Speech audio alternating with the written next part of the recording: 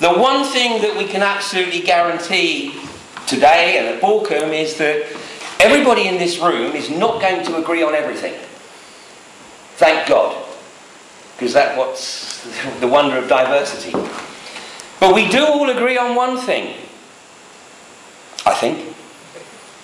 And if you don't yet, then I'm probably pretty safe in betting that you will in about 2.5 hours' time. The one thing that we all agree on is that hydraulic fracturing is not a good idea, period. And we'll look at the detail of that. So this is something that unites us. It really gives us an opportunity to unite and actually start to appreciate the power, the real power that we have as a collective if we get our act together.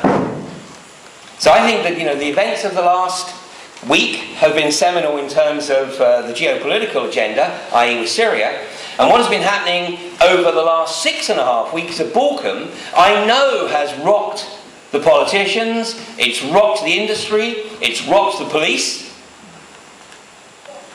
Because they're realising that this isn't the usual suspects that are objecting to what's going on at Balcombe. This is people from right across the whole of the country. It's Middle England.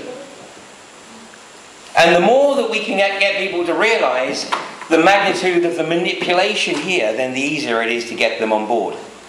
So what I'm going to do for the next hour or so is introduce you to some of the magnitude of the manipulation here. Now, about 7 weeks ago, I think it was, at 10:30 on Saturday night, I got a call from my webmaster to say, Ian, the website's down and it looks like the server's been hacked. Now, from past experience, we know that my website gets hacked probably about twice a year, and there's always a reason for it. We don't always know what the reason is immediately, but it normally manifests very shortly afterwards. Now, at the time, I was coming towards the end of the Fractured Future tour. I think I had about a dozen or so dates left on the tour. So I wasn't best happy that the website should go down when we still got these events coming through. But the following morning, it became very evident as to why the website had been hacked, and that was because every single Sunday paper ran a double-page spread on the fracking agenda. And with the exception of the Independent on Sunday, then all the rest were clearly very much pro-fracking.